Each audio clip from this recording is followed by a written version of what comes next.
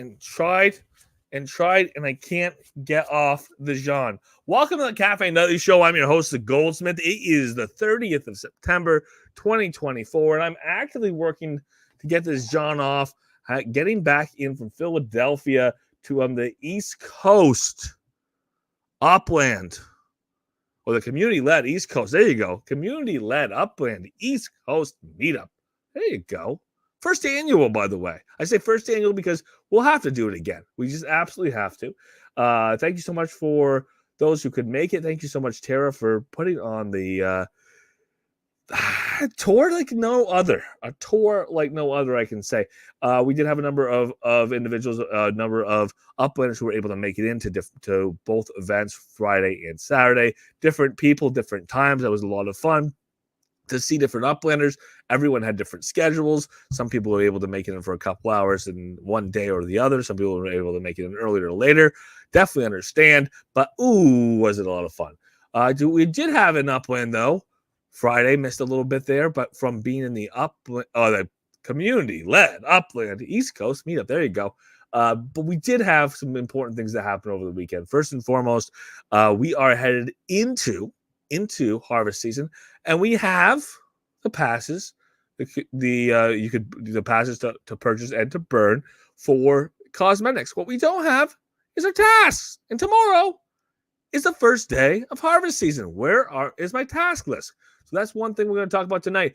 The harvest season passes. There's something interesting there. We'll get into that with the language that they are presented with the images that they're presented with. It's definitely worth touching on. Frederick obviously opened today, and again, we had some issues with it opening last week. It did not open. They pushed it to today. They decided to put a stress test up front.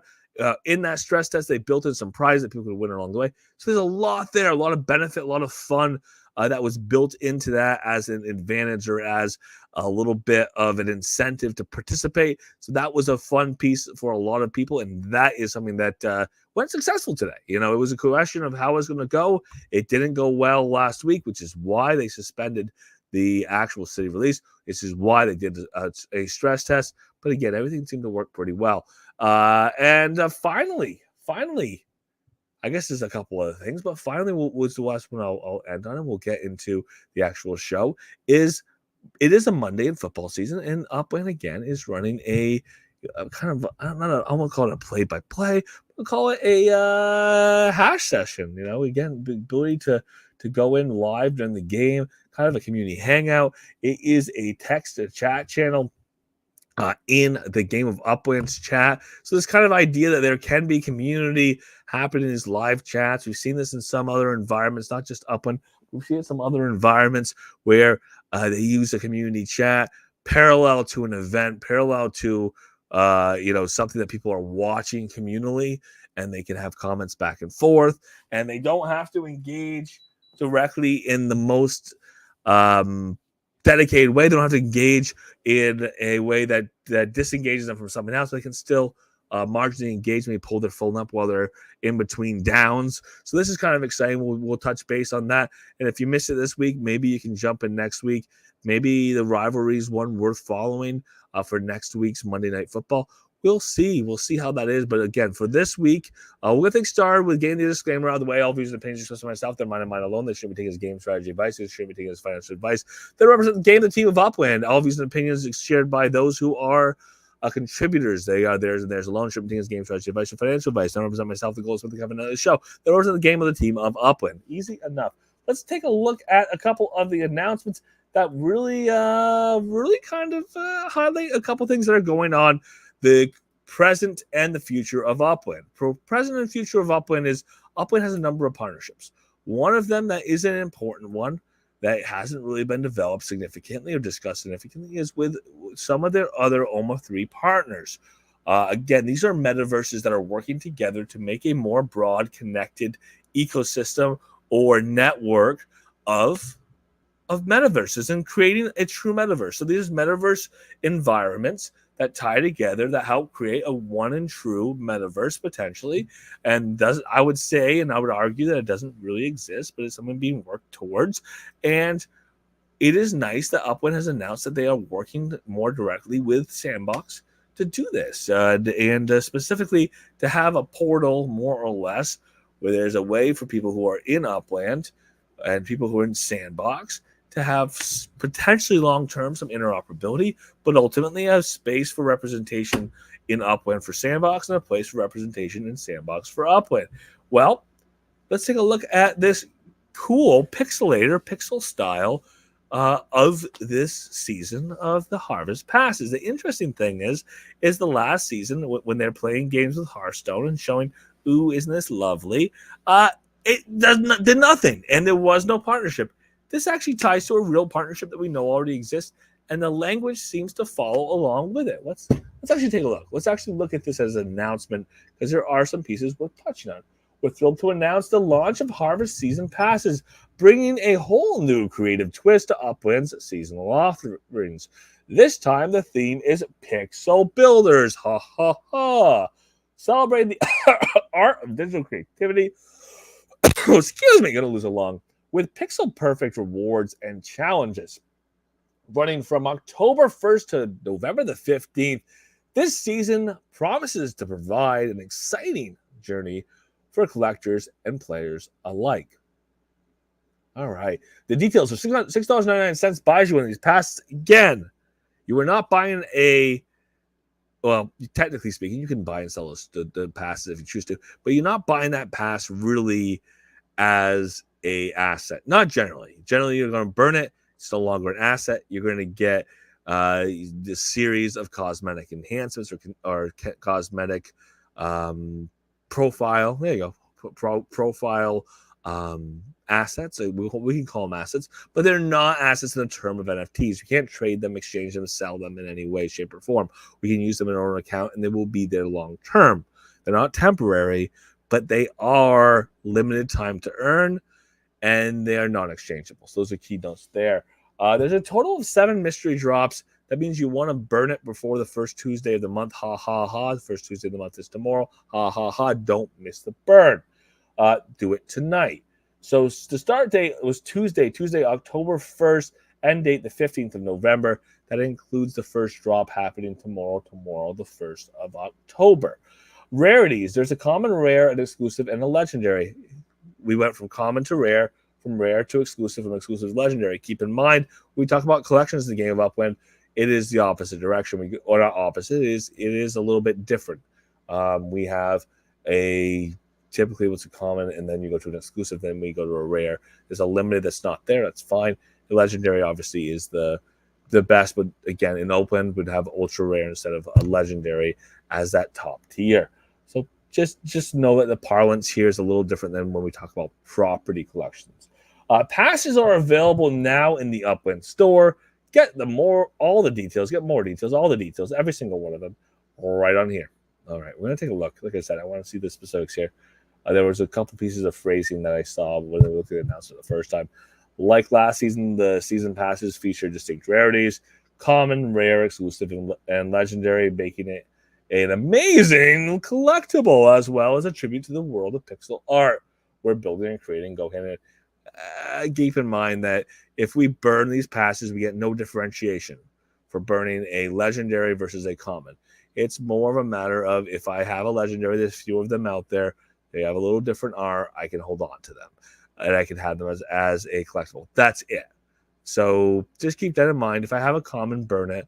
If I had a legendary, I probably wouldn't burn it. It probably has more value as a collectible, might have more value as a collectible than it does as a burnt item. So I'd buy another one and then go either hold on to the legendary or go and sell it if that's what I chose to do. All right, couple things here. Let's get into the actual language that matters. The Harvest Season Pass opens up a realm of unique pixel-themed cosmetic items. We already kind of saw that. 7 weekly drops. That's an important one. Every Tuesday, you receive an exciting cosmetic reward that fits the Pixel Builders theme. I like this because this is a theme that actually means something. Upland really has a partnership with Sandbox. This pixel theme ties into differentiated metaverse environments, which Pixel is one of them, and it is something. Oh, sorry, Pixel. Wow. Pixel is one of them, but Upland doesn't have a partnership with Pixel at this time. But Sandbox is one of them. It uses this pixel structure, this pixel style. Again, we can go into all the others that are out there that use Pixel as well, including Pixel. But this is a style that has been used in the sandbox for a long time. It is interesting to see it represented in Upland. That kind of foreshadows that there is more representation of the players and the ecosystem of sandbox the game Upland. Good to see you, Trees. Good to see you, Cheese. Seems that Voxel, then Pixel. Maybe. Voxel, then Pixel. Oh, it seems more Voxel than Pixel. I hear you, Cheese. It does seem more Voxel than Pixel. But keep in mind, they're using the language Pixel, so we're using the language Pixel right along with them.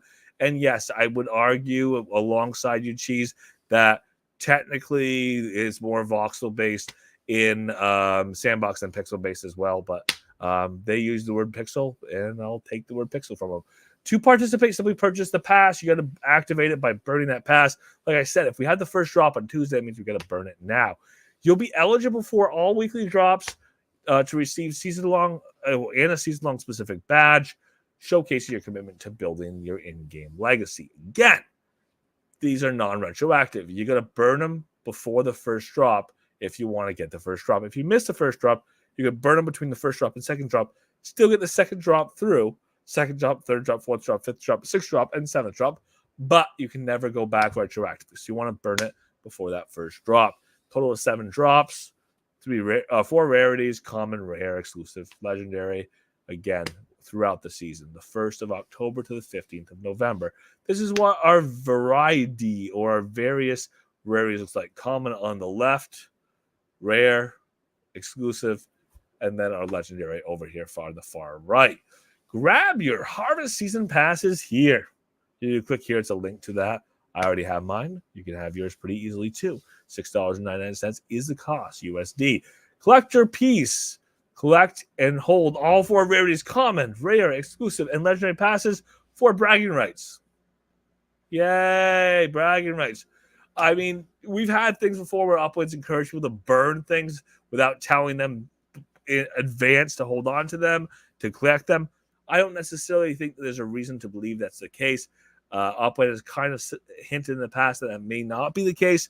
I wouldn't close all doors. I wouldn't say there's an absolute here, but I would say, and it does appear, that Upland's kind of hinting bragging rights, not a specific burn to receive anything special. Non-tradability. Again, you cannot trade the cosmetics once you have burnt the pass. You burn the pass, you're the one who gets cosmetics. If you have the pass, you can sell it. You can list it in a meta venture. You can trade it prior to burning that pass. But those the cosmetics you get are not NFTs and non-tradable. Mystery drops. Obviously, nobody knows what they're getting until they get them. Everyone gets the same thing, but we don't know what they are until we get them dropped every Tuesday. That's kind of the fun and the excitement here. It's not forecast 3 weeks ahead. Oh, by the way, on the 4th week, we're going to have blank. It's not how this works. It is about having a little bit of surprise and a little bit of mystery and seeing what's happening as it's happening, a little bit of a journey along the way. Irreplaceability. If a player misses a week's drop, there is no way, absolutely no way at all to retroactively go back and get something that isn't there. Looking back at last season, in our various Sizzle season, we saw players collect vibrant cosmetic items. This came from Vibrant Fantasy, was a theme last season. I argued with it. It was what it was, including animated block explorer overlays, which are kind of fun. I do like animated block explorer overlays, unique backgrounds, and more. Those items are now locked away. Like, you can't get them. You can keep them, but you can't get new ones. They're gone forever, reminding us that each season is an unrepeatable moment in the game of Upland's history. If you want to be part of that history or have those markers, those keystones that tell you the story of a specific season and a specific year, you have to be part of it. You have to be part of the past burning. You have to be somebody who is a recipient of the assets to your profile. Looking back, there you go. Here's our drops from last season. We don't need to take a look at those. You can look at if you want to. The Harvest Season Pass is your ticket to the world of pixel art and creativity. Start collecting, activate your pass, and unlock the magic of Pixel Builders today. Get your Harvest Season Pass and start building in your pixelated legacy of Upland. Again, there is an actual story here or there is a reason why we can have this extension. Again, Upland doesn't say the words. They don't say, hey, we're celebrating Sandbox, but we do know Upland does have a relationship with Sandbox. We know we continue to build it that way. Also, pixel art is really hot right now. And again, this is language that Upland's using, not the art style, but pixel art's really hot right now. And I think Upland's kind of lean on that a little bit. But I mean, to the point of Jonathan Sawyer, to the point of more cheese, the art itself looks more like a voxel style than a real pixel, piece by piece pixel, because we don't actually see the individual pixels inside of the art. We see more of the mass. We see the individual layers built in here, but there's no texture or granularness in those individual layers, which typically is more common what you see in pixelation. You see more of that granular edge instead of seeing those rounded, more smooth edge, more macro instead of micro, which you see in pixels more. It's more the micro based. Good to see you, Blue. We'll swing back to Philly. Started with Philly, Blue. We got to swing back to it again a little bit here. Thank you so much for going. Glad you were there. Sorry that you couldn't be there longer. Sorry that I couldn't be there while you were there longer. All right. And we take a look at a couple more things. Like I said, let's look backward, look forward. Frederick, Maryland, Star City happened today. We know there was issues with it launching last week. That's when it was supposed to launch originally. Instead, Upland pushed it to today, Monday the 30th. And when doing so, they got a little nervous that it wasn't going to work perfectly. So they had a 8 a.m. Again, this is early. We usually start things. An 8 a.m. stress test. We had a stress test in the downtown neighborhood. There was a rush to go and mint properties. The downtown neighborhoods is a collection. We also see that Upland had some prizes for participating during that time, which included a bunch of Sparklet. So it was something that people were incentivized to participate in, and people participated in. And then afterwards, we saw the release of the rest of the city, and people went and minted some of the rest of the city. Two important things to know about Frederick and about what happened for the minting. Number one, it actually went pretty well. Well, I won't say it's easy to say surprisingly, but it actually went pretty well, which was good. And the second thing that I'd like to point out on Frederick, which I was pretty happy about, the second thing I'd like to point out was that it was cheap. And it being cheap meant that, and I'm pulling something else up here because it looks like something crashed on me.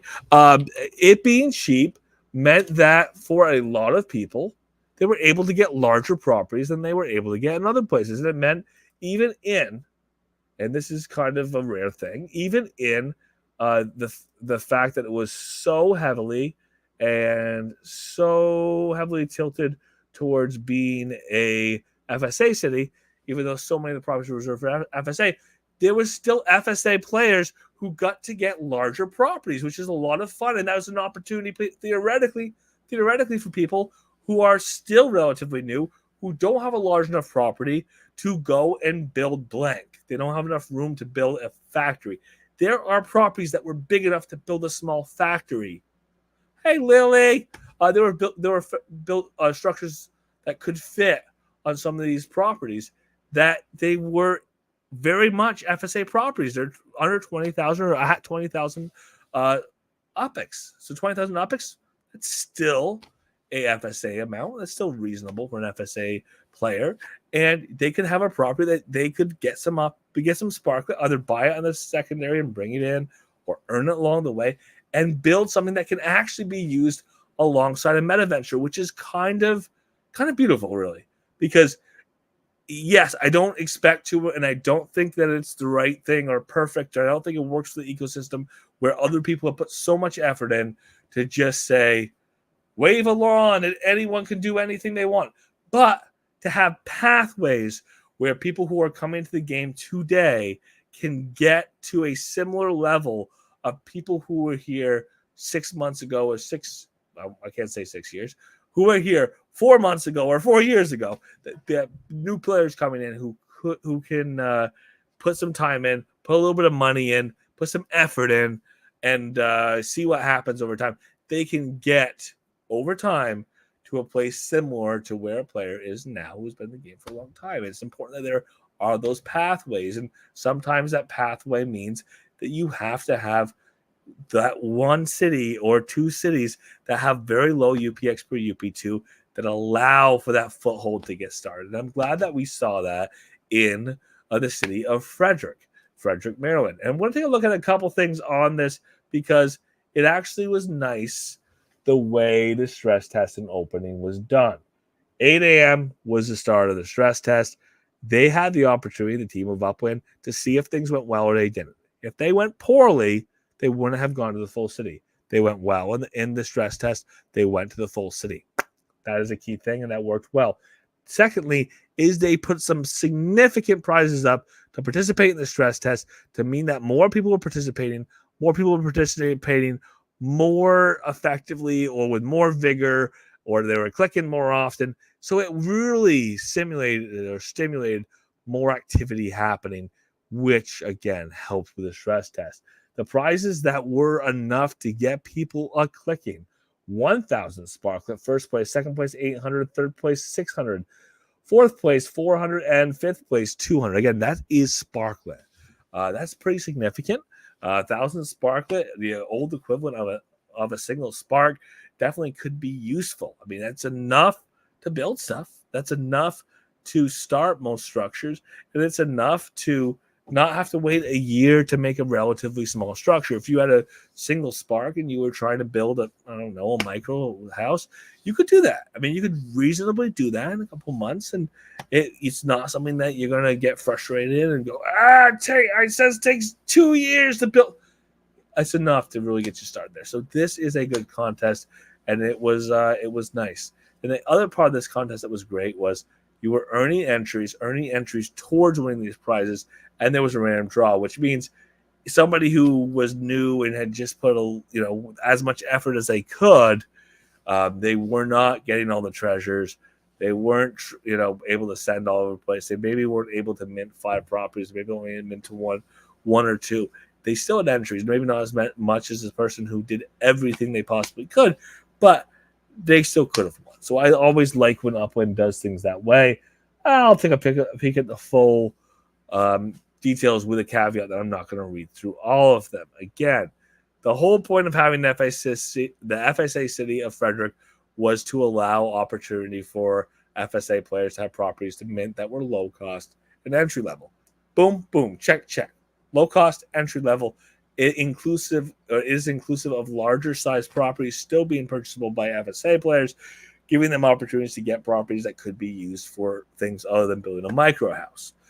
And the other thing that is important here is that they are low-cost properties, and they are reserved. Meaning people who are established players can't go and mint those properties. Check. These are all really good things. As a designated Fair Start city, Frederick is designated to offer a fair playing field for new players, with a vast majority of those properties, again, about 80% of those properties, being reserved specifically for newer players. Kind of fun. The city was released in a classic mode, not a vanilla mode, which means we knew what the collections were as it was released, which means people rushed into the areas where the collections were. Collections, so the higher collections especially, are going to have a higher mint price because they have a multiplier applied to them because they have a collection. So it means their mint price for all the properties in that collection ends up being a little higher. The city has started. Again, 26,000 properties were available. Many of them are still there to mint. A lot of the FSAs obviously are still there to mint. So we can continue to have people to go in and mint those properties up as they come into the game of Upwind, or if the game of Upwind and they are FSA right now, as they earn more UPX and they're looking for a place to spend it. Again, about 26,000 properties total is what it was released. More could be expanded. 25 and 10, that's 5 UPX as the absolute minimum for a visitor fee. 25 is the highest you can possibly do, and 10 is the default if you don't do anything to change your visitor fee. There's a 5 treasure hunt tier that is applied to the city now. Treasure hunt, again, gets turned on as it gets turned on, will stay 5 forever. It looks like no upgrades, at least at this point, seem likely. Train terminals, there are train terminals that sale will be happening. FSA, 80% of those are FSA. There are 13 total neighborhoods that were released, And of those 13 neighborhoods, there are a total of 6 collections. One of them is a generic. I have 3 properties in Frederick. There are the rest of them are going to be either a neighborhood or a street. We happen to have 3 streets and 2 neighborhoods. One neighborhood is a limited neighborhood of Baker Park. The other one is a limited neighborhood of, you guessed it, downtown, was where we started. And I did point out before, the reason why that stress test is in downtown, or part of the reason why that stress test was downtown, because it was downtown, because the UPX per UP2 was higher and there was a multiplier for being a collection. It meant more of those properties were available to people who are non-FSA, as opposed to another neighborhood, which there might have only been 10 or 15% of the overall properties available for mint, which means they wouldn't have minted as quickly. It wouldn't have been as good of a stress test. Obviously, people did want to own in downtown. There were more people who were able to purchase there because of the higher mint price meant there less of the properties overall were reserved FSA. We had a lot more activity than we would have if it was another neighborhood. There were launchpad properties. There are landmarks coming. Terminal sale, reminder on this. Registration's open today. It did open at 9 a.m. PT. Again, it does run until tomorrow. Registration closes at 8 a.m. PT with a sale starting at 9 a.m. PT. Keep in mind, if you want to participate, make sure you register in advance. If you want to actually purchase, you have to have the USD in your, or USD ready to go prior to this the actual start of the sale, and you have to get lucky and get good placement. If you get good placement, you have to be there. So don't sleep on your good placement. Don't go to bed and say, well, let's see what happens at blank time, and you happen to get up 20 minutes after the sale starts. Obviously, 20 minutes after the sale start means you're not going to get what you wanted to get. The key thing here, we did have a stress test, a release here. We had a couple things that were important. We had the treasurers, we had the contest, and people were getting elevated OPEX amounts for finding those treasures. It is one of those things that stimulates activity so that we can get more activity and better test an environment. The stress test worked well. Again, there was some good giveaways. Congratulations to all those who participated well and will be getting those prizes for their efforts. Let's get back to another piece of news that is kind of news. Excuse me. Is kind of news. And let's take a look here. We did get a couple things. First and foremost, other than all these little drops along the way of the stress test and this and that, and the other thing, and other than the reminder about this city opening here, the fact that we ran a stress test along the way, we also have something that we are doing on a weekly basis now. That is the Monday Night Football watch party. Again, you get to watch and comment alongside other upwinners. Obviously, you're watching on your TV, you're watching on theirs. You're not in voice, you're in chat text. I don't know if you are with a loved one and they're going to look at you funny for grabbing your phone and typing something in it in between downs, maybe not. But either way, whether they look at you funny or not, if it's something you want to participate in, it is easy to do, easy to drop into. It is a channel that is now up in the channels of Upwind and Layer 1. So that is something that you can participate in pretty easily. And again, it is just something that Upwind likes to encourage community, and this is one way to do it. And oh, by the way, if they really want to encourage community, you give a prize to some people randomly for participating. And that's just what they're doing. 7 players will each receive 10,000 upvotes. It is just for participating. You don't have to say the best, the funniest thing. You don't have to, dance around too much. You just have to participate, be part of that conversation, randomized, giving out to whoever is getting it. Sparklet Downtown winners. Oh, sorry, Sparklet Showdown, not the Downtown. Sparklet Showdown winners. Please join me in congratulating the top 6 winners of the Sparklet Showdown. Prize will be awarded next coming days. Sam Mahoney, 721, Tom Sotheby's, Gold member, Mr. Mojave Lockheed. These are the people who brought the most sparkle in the game of Upwind. They get rewarded for doing so. Congratulations to those individuals. Good job. That is one of the things that helps stimulate Sparklet is those activities, contests where people are trying to acquire more. It stimulates Sparklet to have people moving Sparklet into a place that takes it out of the overall supply that's outside the game of Upland. That can help as an upward pressure on the pricing. Again, no financial advice. That can help as an outside pressure, a lift pressure on the role, the cost, or the value of Sparklet outside the game of Upland, obviously. But it also brings more Sparklet into the game of Upland to be put to use for building and ultimately building out the future of Upland. So I do like it in both regards. Key thing here on that is we do have other ways people are earning Sparklet. We do have these 2 airdrops per season. That is for completing tasks, and that is for holding your Sparklet. Again, this looks at the amount of Sparklet you had earned in the game of Upland prior to TGE, and then compares that to how much you have. And obviously, you have to keep in the game of Upland if you want to get the big rewards. That's a key thing there. And we'll continue to see that happen through Harvest season and into Wonders season.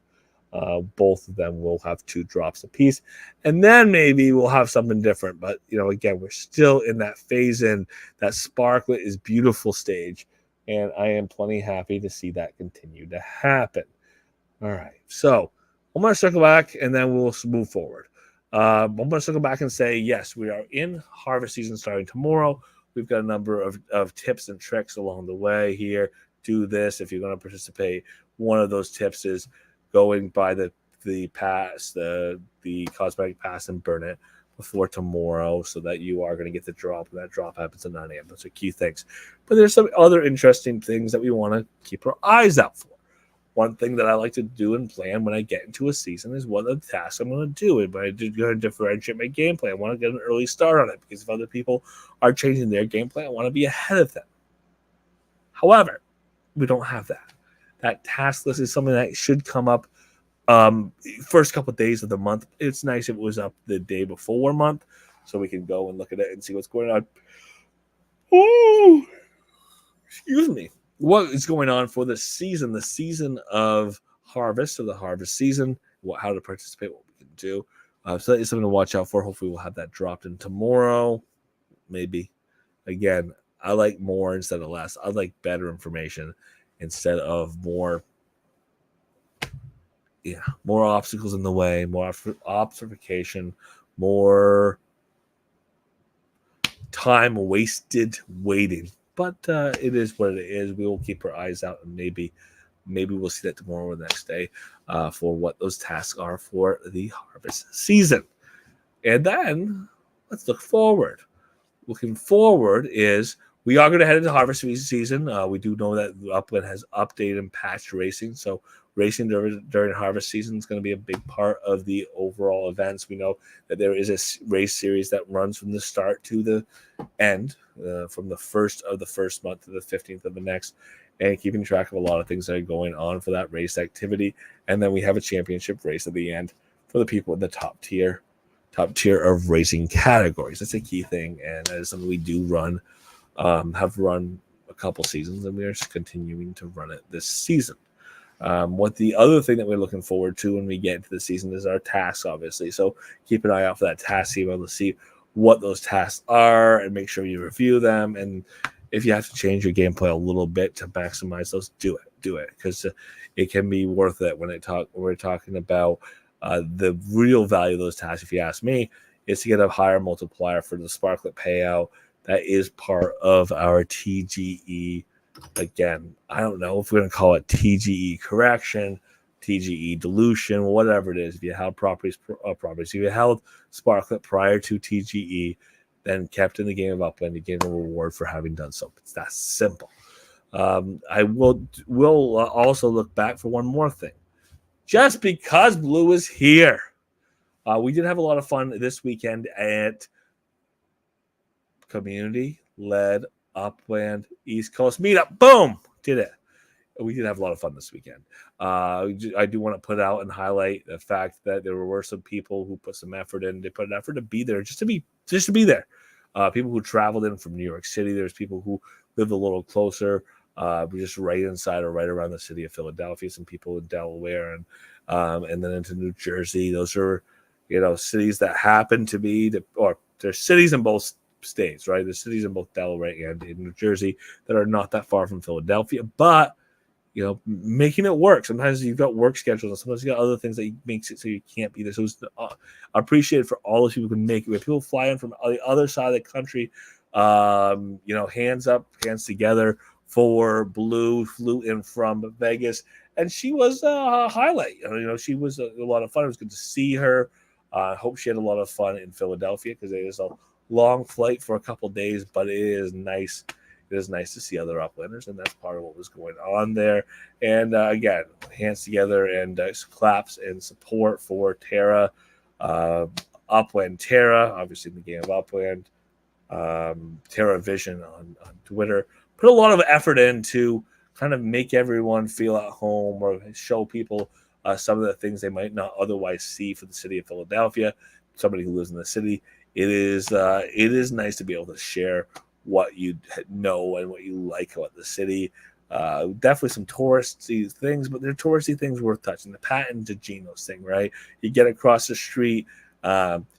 We say that's about spitting distance. I mean, you got a good watermelon seed, and you got a good little wind up. You might be able to get it over there, spitting distance. So Pat and Gino's rivalry going back to the 1960s. Realistically, it could have gone earlier if Gino, got off the stick and opened Gino's, but ultimately Pat's was already there for a generation and then some. So, not taking sides, but the Pat and Gino's cheesesteak rivalry's been going on, like I said, since the mid 60s. That is a fun thing to kind of get in there. And again, the fun part of it is you get to eat 2 cheesesteaks. You go over here to Pat's, you get a cheesesteak, you eat that cheesesteak. You over to Gino's, you get a cheesesteak, you eat that cheesesteak. And you have to ask yourself, which is the better one? It's an easy question. That is going to be Pat's. So more power to you and your decision. Good luck to you. Hopefully you make the right one. That chopsteak makes a difference. And one thing I will tell you from experience is get some more whiz. Just get the extra. You got to pay for it, but get the extra. Pay for the another $1.50. Get the extra whiz. Don't have it. It can feel a little dry or doesn't have as much cheese as you really need. You want enough cheese so it gets in the beard if you're gonna have a whiz. If you're gonna have a whizzed cheesesteak, so definitely keep that in mind. And the other thing that was a lot of fun is we got into the history of America. Because that is a founding, the birthplace of the government, the growth of the government in the United States of America. Right in Philadelphia, the first president's house of the first 2 presidents, right there in Philadelphia. Parts of it are still standing, and the roof isn't. They don't care. Just leave the walls up, close enough, good enough. Make it an open air exhibit. Take the Liberty Bell, put that inside, right? Because Bell's usually outside. They put or in a belfry or something where it's not like perfectly housed inside something. So take the house, don't put a roof on it. Take the bell, put it inside. That makes sense. That's what they do. But it is nice. It's very nice to see both exhibits. Those are free to the public. It is easy to get in and go and see both. And then you can go and see, I don't know, the Constitutional Congress, where people met and helped determine the future of this country. Isn't that great? Wouldn't that be great? Yeah, it would be. And you have the opportunity to do so in Philadelphia. So that was a fun trip. And it was there for a reason. And what I'll argue that if Upland doesn't bring Philadelphia into the game of Upland within 2 years, they are sleeping. And if they can't, hit some of the tour locations in their landmarks, they're missing out on as well, because there definitely is a reason to have some of these landmarks in the game of Upland. And I'm looking forward to it. Having been in the city, having been able to see the city, it opens a different perspective when we actually have the city in Upland. It'll kind of complete that perspective of, oh, I've seen this, and oh yeah, I know why this is worthwhile to be a landmark of the game of Upland. Just choose the right landmarks. Upland, we'd probably happy. For tonight, I want to thank you so much for being here. Keep it in mind, we are starting harvest season tomorrow, which is exciting. A lot will be going on with it. There'll be contests that will be tied to it, and it will be an opportunity, excuse me, to get 7 drops of cosmetics. So make sure you buy and bring your pass prior to the start of the day tomorrow, 9 a.m. PT. But for tonight, thank you so much for being here. My name's Friday, 7:30 p.m. PT. We do the Cafe Nightly Show, allows us to go over the news in the game of Upland with some additional perspective sprinkled in. News, obviously, coming from the game of Upland, but opinions, obviously, not. And that's why we have the disclaimer up front. For those of you who are in the Upland Cafe Discord, feel free to unmute your mics. The floor is yours.